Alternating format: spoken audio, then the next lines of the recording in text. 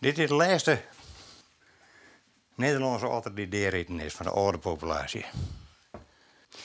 Dit wie in 1988, in oktober, is het bij u wel een keer deerritten.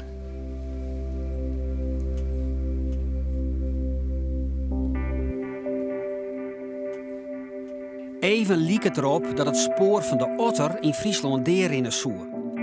Tal van initiatieven om het zat dat de verbeelding sprekende beestje waarom te krijgen in het Frieske Wetterlo misleren. Ook het Otterpark opruchtte om het grote publiek bij de problematiek te beloeken hier het zwier. De combinatie natuur, educatie en commercie woemen netwerkjes zat de belutsen en hopen. Maar ze jouwen net op, de otterpioniers. Liekers Tjibbe de Jong, veldman in het en nieren en nog altijd op ziek naar de otter.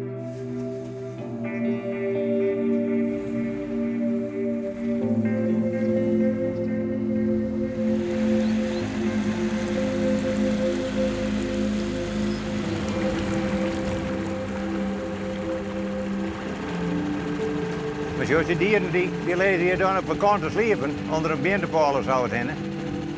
En zodra de mensen tegen bij komen, dan liggen ze een heel verzekerd in het wetter. Daar verneemt ik niks van.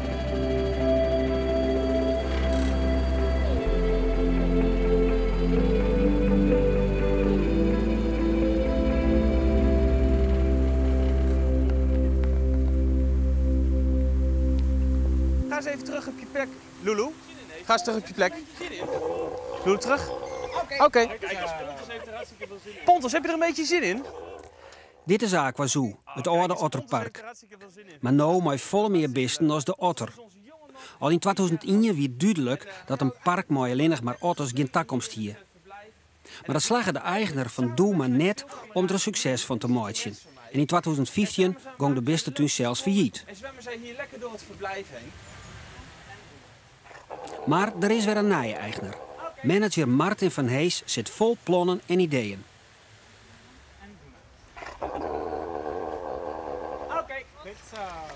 Opletten. Lulu, op je plek. Er wil binnen de belangen van de beste tuinmanagers en de natuurmeesters soms tegenstrijdig. Wat haar bindt is de passie van de otter. Daarmee liep het spoor van de Lutra weer om te wezen. Los hem. Andere kant op. Goed zo. Los hem.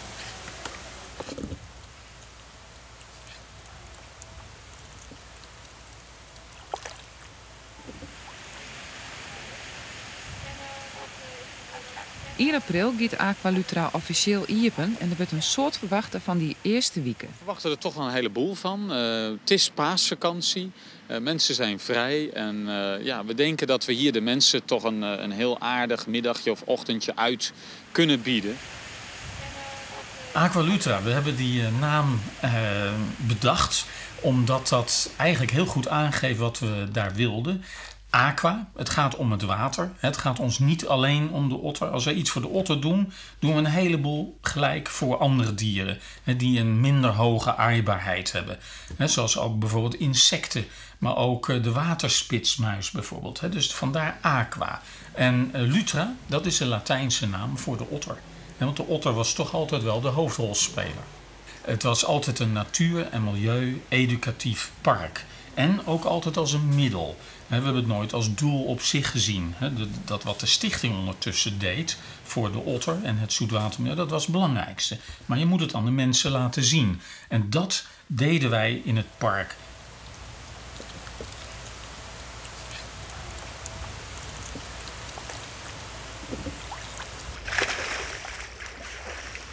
We zijn opgehouden met het Otterpark omdat er destijds een verzoek was om het samen te laten gaan met het Landbouwmuseum en ook het Fries Natuurmuseum. En in eerste instantie vonden wij zo'n samenwerking als een museumboulevardconstructie best heel erg interessant. Maar het zou allemaal op moeten gaan in een natuur-, Fries- en landschapspark. En daar hadden we eigenlijk geen zin in. Wij wilden altijd heel erg duidelijk onze identiteit behouden. En dat is ook belangrijk voor onze donateurs, voor onze sponsors. En om op te gaan in iets nieuws, dat zagen wij niet zitten. En achter de schermen is er toen van alles gebeurd. En we hebben toen eigenlijk met elkaar gezegd van nou, dat willen we niet. we gaan het Otterpark verkopen.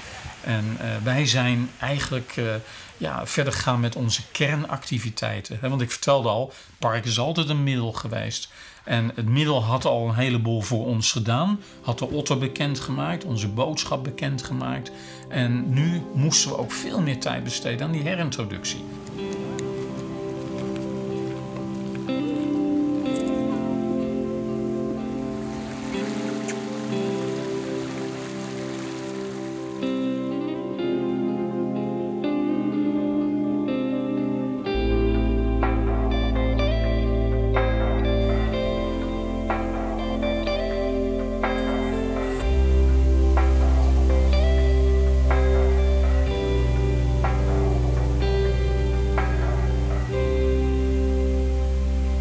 Libema betekent Lips Beheersmaatschappij. De heer Lips is de eigenaar van Libema. En die heeft heel veel, in de vrije tijdssector heeft hij heel veel bedrijven. Zoals Safaripark Beekse Bergen, Zoopark Overloon, Dierenrijk. Maar ook de Brabanthallen, de IJsselhallen. Zo heeft hij heel veel bedrijven. En het is echt een leisurebedrijf, een vrije tijdsbedrijf waar je gewoon heel veel leuke dingen kunt beleven. En Aquazoo is sinds 2015 daar ook onderdeel van. En wij denken dat Aquazoo daar een toegevoegde waarde in heeft. Waarom? Ja, Aquazoo is een heel mooi park. Aquazoo zegt het eigenlijk al, het is een beetje een waterpark. Het heeft heel veel water en wij denken dat de combinatie van water en dieren dat een hele mooie combinatie is. Het is uniek in Nederland, want we hebben wel veel dierentuinen, maar geen aquapark. Dus dit wordt echt een dierentuin met heel veel aquadieren.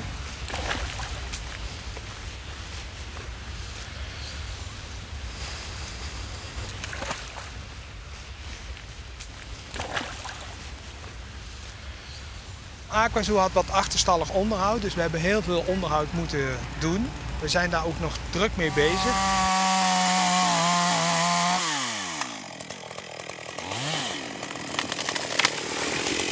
Het ziet er al veel beter uit en we willen ook veel meer aquadieren hier naartoe halen. Het heette wel Aquazoo, maar er waren ook veel dieren die niets meer met water te maken hadden. Wij willen eigenlijk weer een beetje terug naar de basis. Niet helemaal weer naar Aqualutra, maar wel eigenlijk wel weer een beetje de oorsprong van Aqualutra weer een beetje tegemoet komen.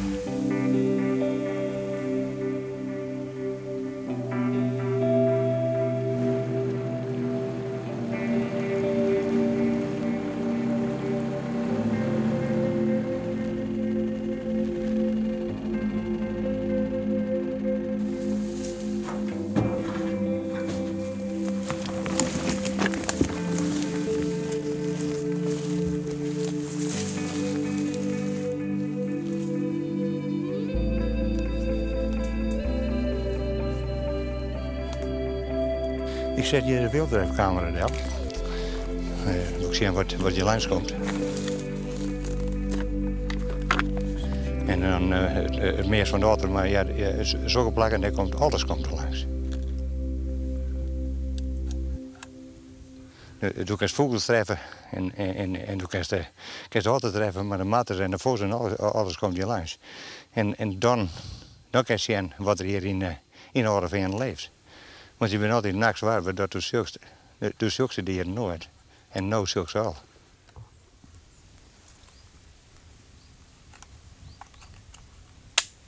Ik ga aan toeschouwen en dan onmiddellijk over de computer en zien wat erop zit. Want dat is altijd een gigantische spannend. De vorige keer dus stond je wel altijd op, maar het kan ik best zijn dat er nog nooit in West had. Maar dat is mooi, dat is spannend ervan. Ja, wat is er zo spannend aan? Nou, wat erop zit.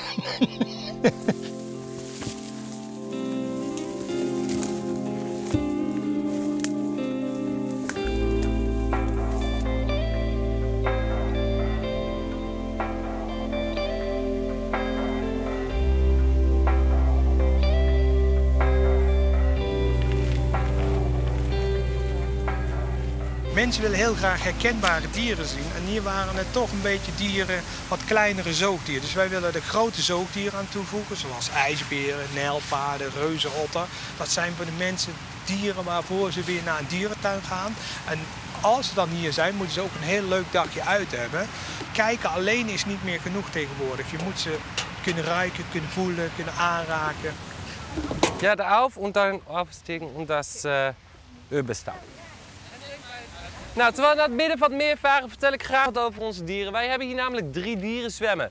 Ik zie jullie al denken, waar is moederzeehond? Nou, moederzeehond is hier nog wel in het park. Zij zit voor in het park met de pup van dit jaar.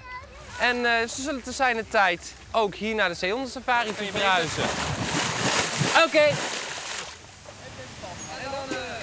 Beleven, dat is het kernwoord overal. Niet alleen in dierentuin hoor, dat zie ik ook in iedere schoenenwinkel ongeveer. Maar beleven is helemaal in.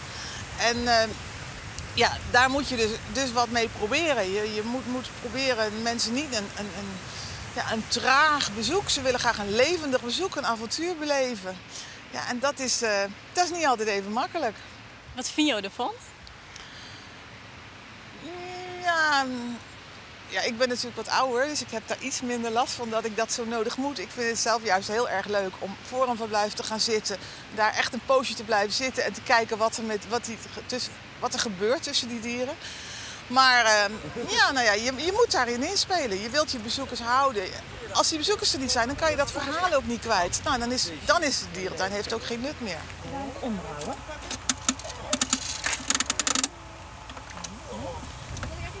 Kijk, let op. Niet ruzie maken. Mensen willen heel graag dieren voeren. Bij de dieren waar dat kan, zullen wij dat ook zeker doen. Zodat mensen echt weer gaan houden van de dieren. Niet alleen op afstand naar dieren kijken, maar juist dat de dieren ook naar de mensen toe komen. En dat ze dan weer die beleving hebben met die dieren. Als je dieren kunt aanraken, ga je veel makkelijker van ze houden. En dan zul je ook veel meer doen aan natuurbehoud. Als je tussen de dieren door kan lopen, dat hoeft helemaal geen probleem te zijn. Als de dieren zich maar terug kunnen trekken. Als ze maar niet gedwongen zijn om contact met je te maken. In het algemeen is het altijd belangrijk dat de dieren, net zo goed als de bezoekers, keuzes kunnen maken. Dus kunnen kiezen of ze in de zon gaan zitten en ook kunnen kiezen of ze bij die bezoekers in de buurt willen zitten of niet. Die voederautomaten, ja, het is natuurlijk allereerst wel heel erg belangrijk dat er in die voederautomaten niet meer voer zit dan in het goed uitgerekende dieet wat ze zouden moeten krijgen. Dus dat de dieren niet overvoerd worden of dat ze te eenzijdig gevoerd worden, dat is heel belangrijk. En dan ja, ik weet niet, ik ben zelf een klein beetje bang dat als je heel veel voederautomaten hebt, dat de dieren zich de hele dag naar die automaten staan te kijken. Of er ook een bezoeker is die daar misschien een dubbeltje in wil stoppen en daar wat uit laat rollen. Maar ja, daar lijden ze niet onder. Ik vind het alleen niet zo leuk om naar dieren te kijken die alleen maar op die voederautomaat gericht zijn. Ik wil liever zien dat ze zich gedragen zoals ze op elkaar gericht zijn. Dat vind ik leuker.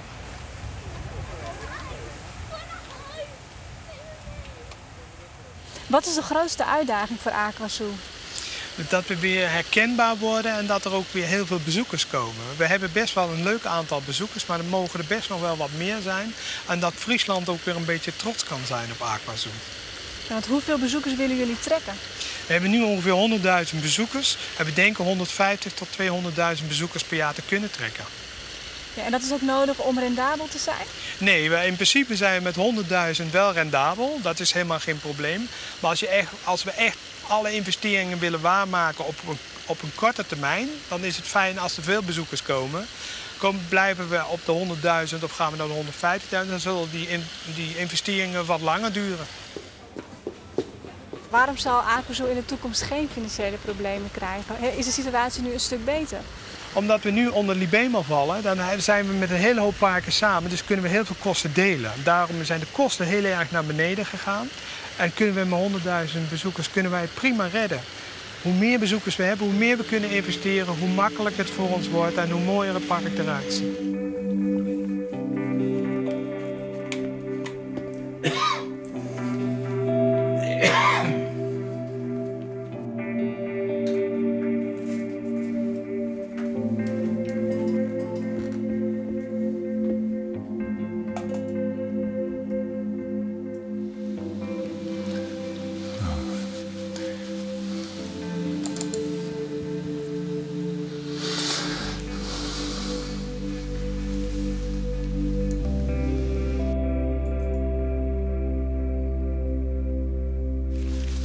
Ja, een ein.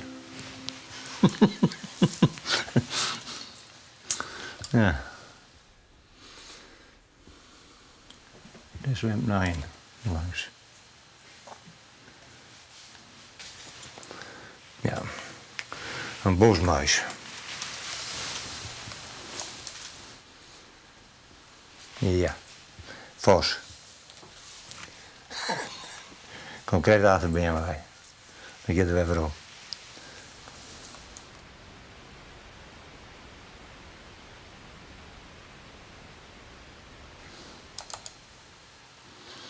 Dit valt me behoorlijk gauw.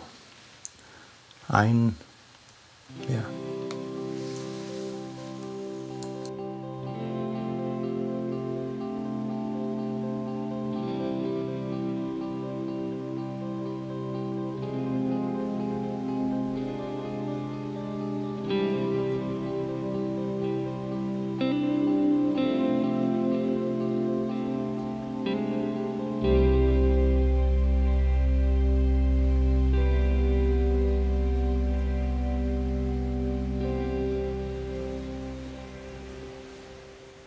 Er is weer een otter in Friesland. Dat is voor het eerst zo'n 16 jaar. Het gaat om een otter die uitzet is in de Weerrib in Oerisel. Het best is naar het natuurgebied de Rottegemeente Bewolvergeer zwommen. Een afstand van enkele kilometers. De otters zijn dus uitgezet vanaf 2002 in de Wieden, de Weerribben, maar ook Friesland, de Rottegemeente. En later, 2011, 2012, in de Alderveerne, in het hart van Friesland. En vanaf daar zijn de otters zich dus gigantisch gaan uitbreiden. En we weten dat er in heel Nederland nu ongeveer zo'n 140 otters zijn. Dat is niet veel. Heel Nederland zou uiteindelijk zo'n 1000 otters kunnen herbergen, maar dan hebben we het ook gehad. We hebben gezien dat die laatste uitzetting in de Alderveerne er ook heel erg goed aan meegeholpen heeft dat otters vanuit het centrale deel van Friesland in hele korte tijd hier in de Grote Wielen terecht zijn gekomen. En vanaf de Grote Wielen via de ecologische verbindingszone naar het Lauwersmeer. Dat ging zo snel, dat was spectaculair. En als we nu heel Friesland bekijken, dan zien we dat in heel Friesland komen otters nu gewoon voor. Dat is prachtig. En hoe volop bin dat er ongeveer in Friesland? Dat zou dan toch nu in de richting kunnen gaan van toch zo'n 30, 35 dieren. En dus dat is eigenlijk nog niet eens zo heel erg veel. Maar ja, ze hebben nu eenmaal een heel groot leefgebied. Dus een otter die langs de Tjonger leeft, die zit eerst aan de boventjonger en vervolgens een tijdje aan de beneden-tjonger. Hoe kan het dat het net zo hut gaat met die populatie? Ja, dat is het trieste verhaal. Het gaat niet zo hard omdat toch de punten op de i met betrekking tot de gedane beloftes niet gezet zijn. En dat zijn voldoende tunnels aanleggen onder de snelwegen en ook B-wegen, andere kleine weggetjes. Want otters trekken nu eenmaal heel veel. Er wordt ongeveer 1/3 van de Nederlandse otterpopulatie wordt jaarlijks overreden.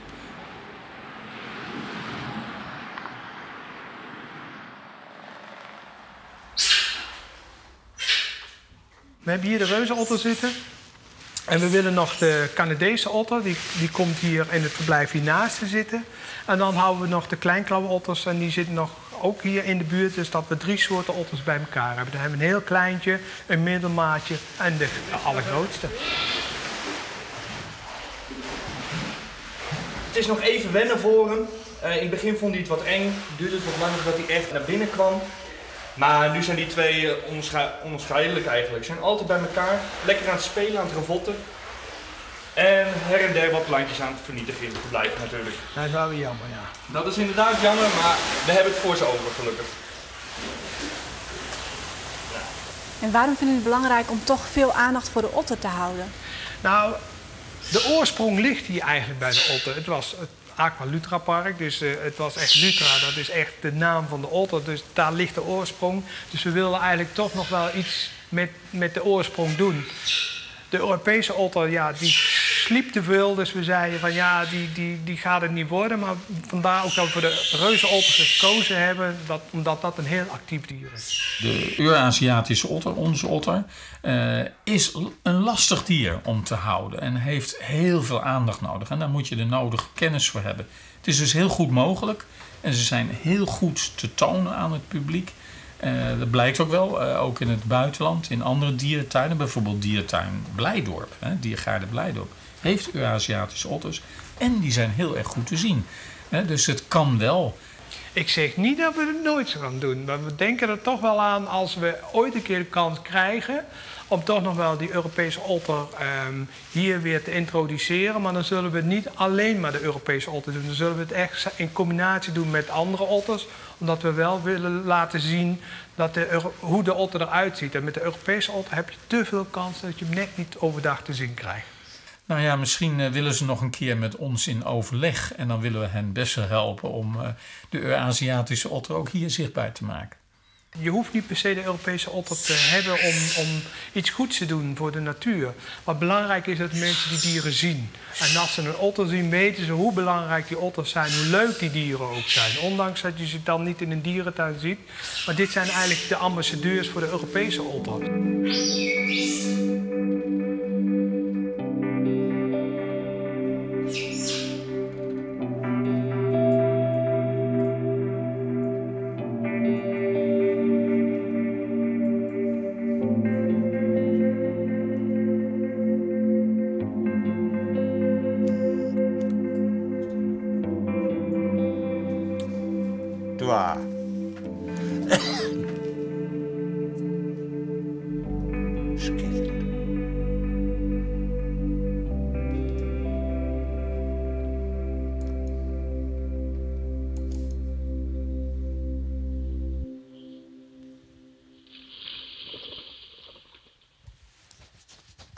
Nou, dat hebben we het waar.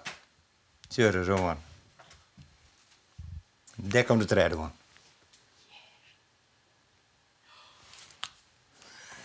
Schitterend.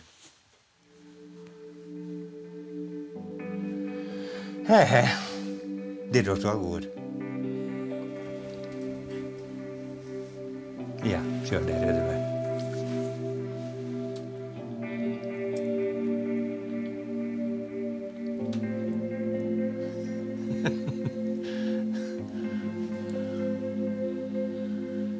Hier buiten zijn territorium al.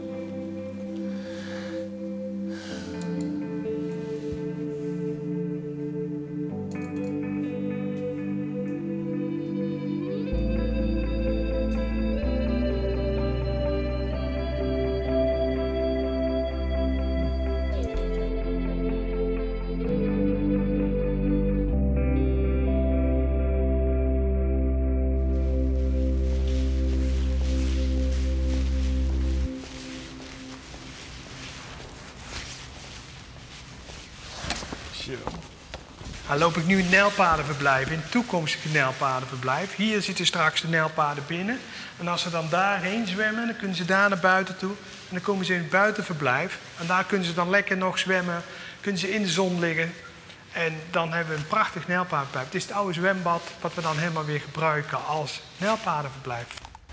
Conchita. Nou, het is niet helemaal gegaan zoals het zou moeten gaan. Maar we gaan hem dus nu wel afsluiten. Dan zou ik toch nog wel graag een applaus willen voor onze zeeberen. En excuses dat ze niet zo meededen zoals ze eigenlijk zouden moeten. Dank u wel. Hoeveel gaan jullie erin investeren? Nou, we kunnen gerust zeggen miljoenen. Hoeveel dat precies is, dat weten we natuurlijk ook niet. We moeten altijd een beetje de balans vinden tussen hoeveel bezoekers er komen en hoeveel we kunnen investeren. Als ik kijk naar, we willen nog een ijsberenverblijf bijvoorbeeld doen. Ja, dat kost gauw €500.000. En zo, als we alles bij elkaar optellen, dan komen we echt nog wel aan de 4 miljoen zo in de loop der jaren. Maar we gaan dat natuurlijk niet in 1 jaar doen. We nemen echt rustig de tijd om elk jaar iets te ontwikkelen. En het ene jaar zullen we een heel groot project doen, het andere jaar een iets kleiner project. Maar we proberen wel elk jaar aan de toekomst van Aquazoo te bouwen.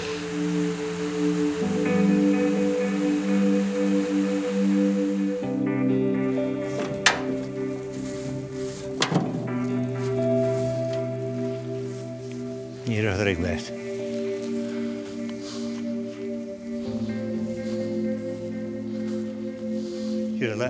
Dat is nog behoorlijk weg, dat is nog naai. En het roept ik nog. En daar ik nog. En daar is ons heen. Dat ze er weg staan.